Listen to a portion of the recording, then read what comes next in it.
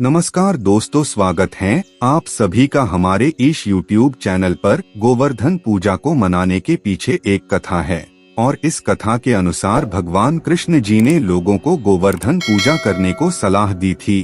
कहा जाता है कि एक दिन जब कृष्ण जी की मां यशोदा भगवान इंद्र की पूजा करने की तैयारी कर रही थी, तो उस समय कृष्ण जी ने अपनी मां से पूछा था कि वो इंद्र भगवान की पूजा क्यों कर रही हैं। कृष्ण जी के इस सवाल के जवाब में उनकी मां ने उनसे कहा था कि सारे गांव वाले और वो भगवान इंद्र जी की पूजा इसलिए कर रहे हैं ताकि उनके गांव में बारिश हो सके।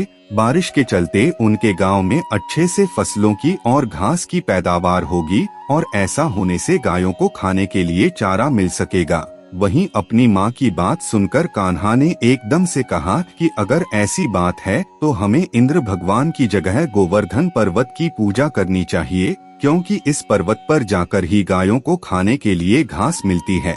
कृष्ण जी की इस बात का असर उनकी मां के साथ साथ ब्रजवासियों पर भी पड़ा और ब्रजवासियों ने इंद्रदेव की पूजा करने की जगह गोवर्धन पर्वत की पूजा करनी शुरू कर दी।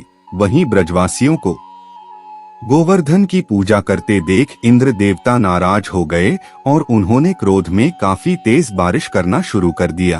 तेज बारिश के कारण गांव के लोगों को काफी परेशानी होने लगी और ये लोग कृष्ण भगवान के पास मदद मांगने चले गए। वहीं लगातार तेज बारिश के कारण लोगों के घरों में भी पानी भरने लगा और उन्हें सिर छुपाने के लिए कोई भी जगह नहीं मिल रही थी। अपने गांव के लोगों की बारिश से रक्षा करने के लिए कृष्ण भगवान ने गोवर्धन पर्वत को अपनी छोटी उंगली से उठा लिया, जिसके बाद ब्रजवासी इस पर्वत के नीचे जाकर खड़े हो गए।